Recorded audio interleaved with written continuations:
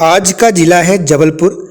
जबलपुर को जवाली ऋषि की तपोभूमि के नाम से जाना जाता है और यह जिला नर्मदा नदी के तट पर स्थित है। इसका प्राचीन नाम जवालीपुरा बाद में जबलपुर पड़ गया। इतिहास के दृष्टिकोण से इसका नाम त्रिपुरी है क्योंकि यहाँ पर कांग्रेस का त्रिपुरी अधिवेशन हुआ था। आगे हम बात करेंगे इसके बारे में। महाकौशल है। अन्य नाम संगमरमर की नगरी क्योंकि संगमरमर बहुत अधिक मात्रा में पाया जाता है। संस्कार राजधानी कही जाती है, साथ ही न्यायिक राजधानी भी कहते हैं। न्यायिक राजधानी इसलिए कहते हैं क्योंकि यहाँ पर मध्य प्रदेश का हाई कोर्ट है। साथ में कलचुरी वंश की राजधानी रहा है। प्राचीन काल में यह जिला कलचुरी वंश की राजधानी था। साथ ही गोंडवाना राज्य क्षेत्र का मध्य बिंदु भी रहा है। तो कलचुरी वंश और गोंडवाना वंश। इसके बाद आगे हम बात करते हैं कुछ अन्य बिंदुओं पर। 1781 के बाद मराठा का मुख्यालय थे, यानी पहले कलचुरी वंश था, फिर आपने देखा गोंडवाना राज्य का हिस्सा था, फिर मराठा राज्य का हिस्सा था। इसके बाद हम बात करते हैं कांग्रेस अधिवेशन हुआ था 1939 यानी 1939 में, त्रिपुरी के नाम से जब इसको जानते थे। इसके बाद हम बात करते हैं राष्ट्रपिता महात्मा गांधी की अस्थियों को यहाँ पर प्रवाहित किया गया था, जो कि नर्मदा नदी के तट तिलवारा घाट पर किया गया था। आगे इसके बारे में और बात करेंगे। साथ ही झंडा सत्याग्रह हुआ था 1923 में और जबलपुर को मध्य प्रदेश का टाइम जोन भी कहते हैं। तो ये जो 4 पॉइंट थे ये बहुत ही महत्वपूर्ण से कि जबलपुर में कौन कौन से जो आपका मुख्यालय है किसका किसका रहा। तो आपको कलचुरी वंश का रहा, उसके बाद गोंडवाना साम्राज्य का था, मराठा साम्राज्य का था। और कौन कौन से अधिवेशन हुए, तो त्रिपुरी अधिवेशन हुआ था 1939 में, साथ ही झंडा सत्याग्रह 1923 में हुआ। तो इस प्रकार से जबलपुर जो जिला है से इन प्रकार के क्वेश्चनों को जो है पूछा जाता है। अब आगे हम बात करते हैं जबलपुर के पर्यटन स्थल के बारे में। कौन कौन से जबलपुर में पर्यटन स्थल हैं, तो ये देखिए हम बात करते हैं। पहला है मदन महल किला। तो मदन महल का जो किला है ये बहुत ही महत्वपूर्ण है।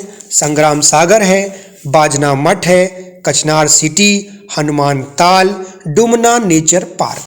चलिए अब इस पर्यटन स्थलों को हम एक बार डायग्राम के माध्यम से यानी एक प्रकार का हम देखते हैं किस प्रकार से दिखते हैं ये मदन महल किला। तो मदन महल का जो किला है ये गोंडवाना राजा ने बनवाया था। तो इनका नाम था मदन शाह।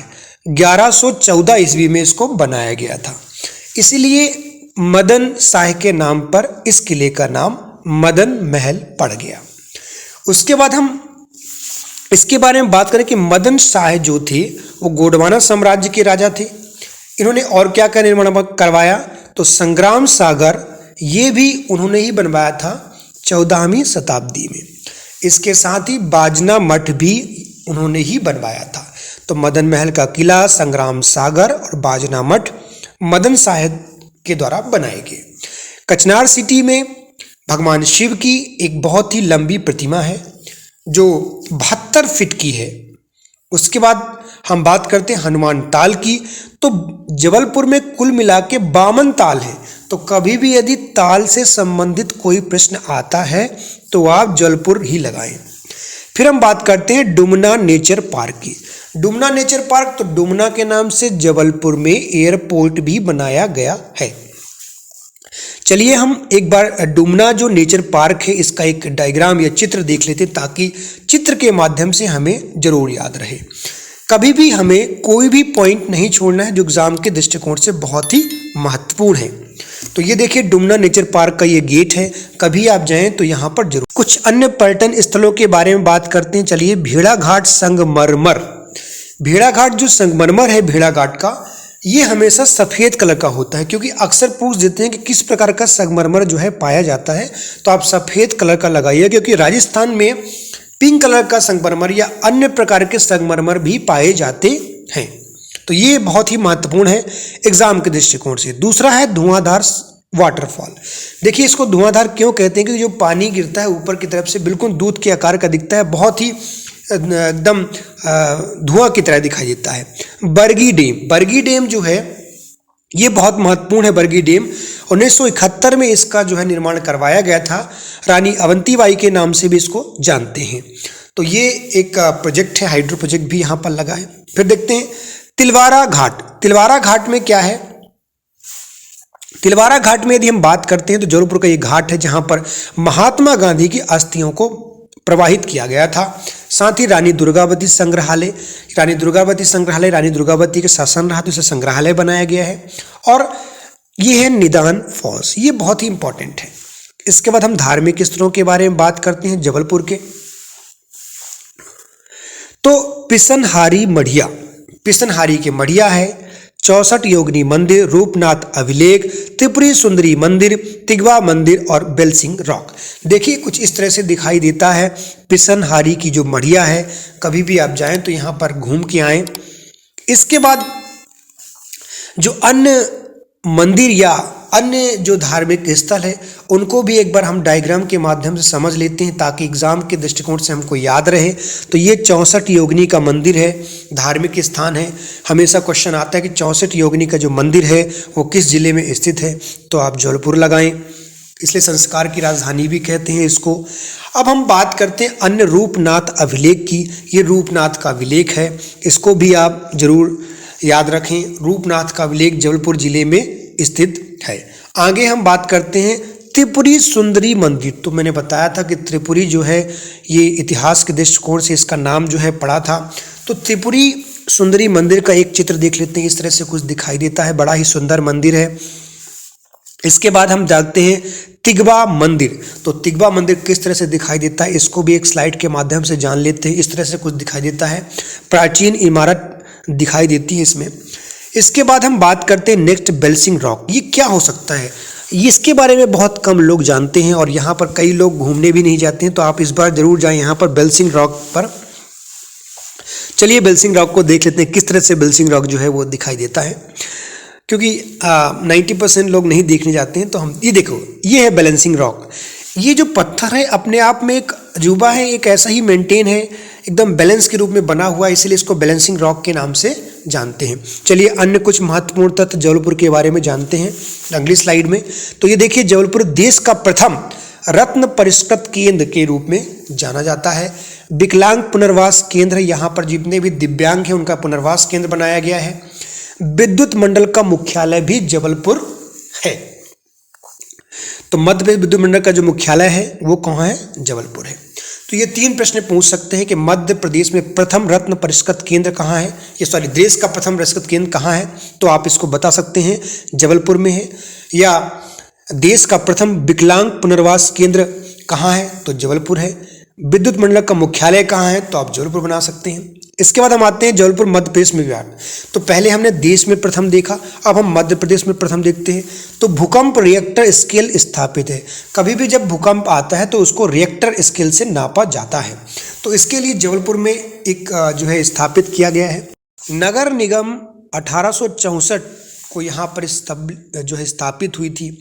सर्वाधिक साक्षर वाला जिला है, यानी जबलपुर को देखा जाए तो पुरुष साक्षरता में सबसे प्रथम जिला है, यानी सभी पुरुष यहाँ पर अधिकांशता, हम कह सकते हैं कि अधिकांशता जो पुरुष हैं वो साक्षर हैं।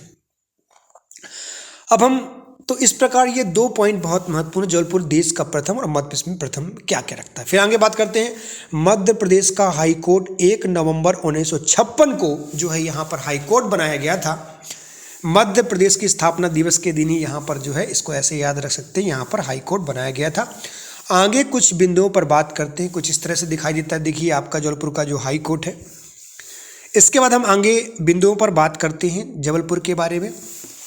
शिक्षण संस्थान कौन कौन से जबलपुर में है, तो सबसे पहले रानी दुर्गावती विश्वविद्यालय है, महर्षि वैदिक विश्वविद्यालय है, नानाजी देशमुख पशु चिकित्सा विश्वविद्यालय है, मध्य प्रदेश मेडिकल साइंस विश्वविद्यालय है जो 2012 में है, इसका NSCB के नाम से जानते हैं। IIID TDM 2005 में बनाया गया। JNKBB 1964 में बनाया गया। JEC 1947 में बनाया गया, जो कि MP में फर्स्ट है। तो इस प्रकार से जबलपुर में इतने शिक्षण संस्थान मौजूद हैं। तो सबसे पहले इसमें जो क्वेश्चन आता है कि जबलपुर में रानी दुर्गावती विश्वविद्यालय मध्य प्रदेश के किस जिले में स्थित है, तो आप जबलपुर लगाएंगे। ये सभी लोग जानते हैं, लेकिन ये क्वेश्चन आता है नाना देशमुख पशु चिकित्सालय विश्वविद्यालय, चिकित्सालय नहीं है विश्वविद्यालय है, ये कहाँ पर स्थित है, तो आप इसके लिए जो है नानाजी देशमुख ये लगाओगे आप कहाँ पर, जबलपुर में। उसके बाद हम बात करेंगे कि मध्य प्रदेश मेडिकल साइंस विश्वविद्यालय ये किस नाम से है, तो इसको नेताजी सुभाष चंद्र बोस के नाम से जो है ये मेडिकल कॉलेज नाम रखा गया है, इसलिए NSCB नेताजी सुभाष चंद्र बोस के नाम से इसको बनाया गया है। ये झंडा सत्याग्रह भी जो है नेताजी सुभाष चंद्र बोस के ही नेतृत्व में जो है ये हुआ था, इसीलिए आते हैं। आगे हम कुछ बिंदुओं पर बात करते हैं नेक्स्ट स्लाइड पर जबलपुर की। तो देखिए प्रशिक्षण संस्थान कौन कौन से, ट्रेनिंग संस्थान कौन कौन से हैं, तो नारमन बोरलाग, आपने पता हुआ कि जब ये गेहूं क्रांति आई थी तब ये कैसे हुआ था, तो नारमन बोरलाग ने गेहूं एवं मक्का अनुसंधान केंद्र ये इनके नाम पर बनाया गया है। NCC महिला प्रशिक्षण केंद्र भी बनाया गया है यहाँ पर। महात्मा गांधी सामुदायिक केंद्र बनाया गया है। उष्णकटिबंधीय वन अनुसंधान केंद्र ये महत्वपूर्ण है। चलिए हम थोड़ा डिटेलिंग में इस पर बात करें। नारमन बोरलाग के बारे में जरूर पढ़िएगा आप जब क्रांति के बारे में इनसे संबंध रखते हैं। उद्योग, यहाँ पर कौन कौन से उद्योग हैं, तो हैवी व्हीकल कारखाना, ऑर्डिनेंस फैक्ट्री है यहाँ पर जो कि आर्मी के साजो सामान का निर्माण करती है।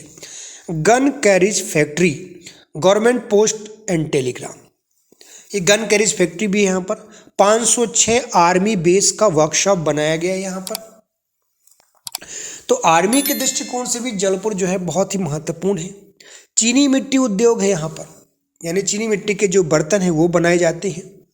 बीड़ी उद्योग, जबलपुर में जो बीड़ी उद्योग है ये बहुत ही प्राचीन समय से है, बहुत ही समय हो गया है इसको। फिर जिलेटिन भी यहाँ पर बनती है। तो इस प्रकार से उद्योग की दृष्टिकोण से जबलपुर क्या क्या बात रखता है, तो ये मैंने बताया। अब इसमें क्वेश्चन किस प्रकार से पूछ सकते हैं कि मध्य प्रदेश में हैवी व्हीकल कारखाना कहाँ पर स्थित है, तो उसका उत्तर जबलपुर में है। और ऑर्डिनेंस फैक्ट्री, ये दोनों क्वेश्चन जरूर बनते हैं। आगे हम कुछ बात करें, चलो देख लेते हैं कैसे दिखाई देती है कुछ। ये देखिए इस प्रकार से कुछ हैवी व्हीकल कारखाने या ऑर्डिनेंस फैक्ट्री का निर्माण होता है, इस प्रकार से दिखाई देती है। अन्य पॉइंटों पर हम बात करते हैं यातायात के बारे में। रेलवे, प्रदेश का पहला रेल मार्ग जबलपुर इलाहाबाद। अब बताइए सबसे पहला रेल मार्ग जब जबलपुर से इलाहाबाद जाता था 1867 यानी 1867 में, ये 67 में स्टार्ट हुआ था। प्रदेश का एकमात्र जोन WCR, तो ये वेस्ट सेंट्रल जोन जो है ये रेलवे का 2003 में यहाँ पर स्टेब्लिश किया गया। यहाँ पर जो नेशनल हाईवे 7 और नेशनल हाईवे 12 NH7 NH12 जो है गुजरता है। वायु मार्ग से बात करें तो वायु मार्ग जबलपुर हवाई अड्डा है जिसका नाम डुमना एयरपोर्ट है। हम पहले भी बात कर चुके हैं कि डुमना नेचर पार्क भी है। तो डुमना जो है दो चीज़ें हैं, यहाँ नेचर पार्क भी है और एयरपोर्ट भी है, ठीक है। तो ये बहुत ही महत्वपूर्ण क्वेश्चन रखता है। तो जबलपुर में कौन कौन से दो राजमार्ग गुजरते हैं, ऐसा क्वेश्चन आएगा, NH7 और NH12। तो इस प्रकार से ये क्वेश्चन आ सकता है। ये देखिए आप, हम थोड़ा सा जबलपुर ट्रांसपोर्टिंग सिस्टम की तस्वीर देख लेते हैं। तो ये महत्व। आगे हम चलते हैं, कुछ अन्य तथ्यों पर बात करते हैं। रानी अवंतीबाई सागर परियोजना बरगी डैम, जो आप पुराने चित्र में देख चुके हो, 1971 में बनाई गई थी।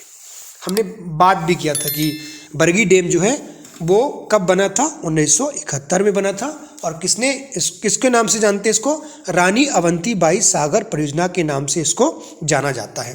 तो ये बहुत ही महत्वपूर्ण क्वेश्चन है। और बरगी डैम जो बना हुआ है ये किस नदी पर बना हुआ, ये। इसके बाद हम नेक्स्ट पॉइंट पर बात करते हैं जबलपुर में खनिज के दृष्टिकोण से कितना इंपॉर्टेंट जिला है। तो जबलपुर में हम बात करते हैं गेरू का उत्पादन होता है, फेल्सपार का उत्पादन होता है, सेल खेड़ी का उत्पादन होता है, सुरमा का उत्पादन होता है, सीसा और लोहे का उत्पादन होता है। गेरू को आपको पता ही होगा, गेरू जो है अभी पहले जो है सरकारी जितनी भी बिल्डिंगें होती उसमें जो है इससे पेंट किया जाता था। आगे हम कुछ बात करते हैं महत्वपूर्ण तथ्यों पर। कृषि वन, उपजाऊ गेहूं की खेती वाला हवेली क्षेत्र, यानी अन्य फसल चावल चना आदि। उपजाऊ भूमि इसलिए है कि यहाँ पर नर्मदा नदी के कारण पानी की जो उपलब्धता है वो बनी रहती है, इस वजह से ये जो है अपने आप में उत्पादन को बढ़ाता है। वन के बारे में यदि हम बात करें तो पर्णपाती सौगौन, यहाँ पर सौगौन जो है वृक्ष पाए जाते हैं जो अपनी पत्तियां गिराते हैं गर्मियों के समय में। वन अनुसंधान का क्षेत्रीय कार्यालय भी जबलपुर में स्थित है। अन्य हम कुछ बिंदुओं पर बात करते हैं आगे। चलिए नेक्स्ट स्लाइड की तरफ चलते हैं। देखिए खेल के दृष्टिकोण से यहाँ पर हॉकी, टेबल टेनिस और बैडमिंटन का एसोसिएशन मुख्यालय है। एकलव्य तीरंदाजी एकेडमी भी यहाँ पर बनाई गई है। जब आप मैदान महल की तरफ जाएंगे तो आपको ये जो है दिखाई देगा टेबल टेनिस वाला। मैदान कौन कौन से हैं? पटेल स्टेडियम है यहाँ पर, पंडित रविशंकर स्टेडियम है और शिवाजी महाराज स्टेडियम है। ये एमपीपीएससी के लिए बहुत ही महत्वपूर्ण प्रश्न बनते हैं इसमें कि हॉकी, टेबल टेनिस और बैडमिंटन मध्य प्रदेश में इसमें से कौन सा मुख्यालय जबलपुर में नहीं है? पहला ऑप्शन है हॉकी, दूसरा टेबल टेनिस, तीसरा बैडमिंटन और चौथा है क्रिकेट। तो आप इसमें क्रिकेट को लगाएंगे आंसर, क्योंकि बाकी तीनों हैं। इसके बाद हम बात करते हैं इन जो स्टेडियम है वो कौन कौन से? Patel stadium, Pandit Ravishankar stadium, Shivaji Maharaj stadium. फिर हम बात करते हैं जो इम्पोर्टेंट फैक्ट हो सकते हैं वो क्या क्या हो सकते हैं। पहला आंवला जिला, मैंने जबलपुर को आंवला जिला के नाम से भी जानते हैं, आंवले का उत्पादन अधिक होता है। हिरन नदी, कौन सी हिरन नदी किस जिले में स्थित है? तो आपको इसको जबलपुर लगाना है।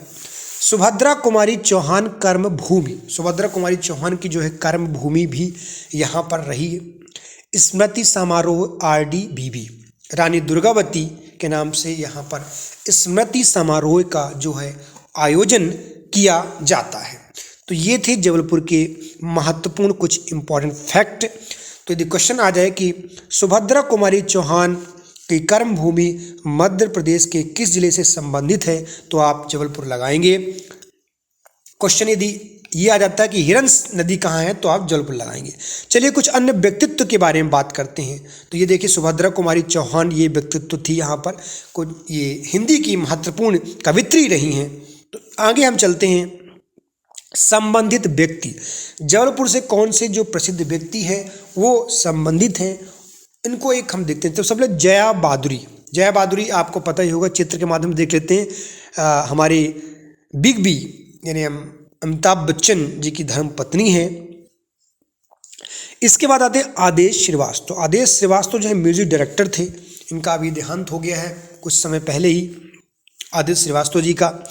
ये हैं आदेश श्रीवास्तव, ये भी जबलपुर से संबंधित है। किरण खेर जो हैं ये भी जबलपुर से संबंधित है। तो इनके बारे में आप जानते ही होंगे।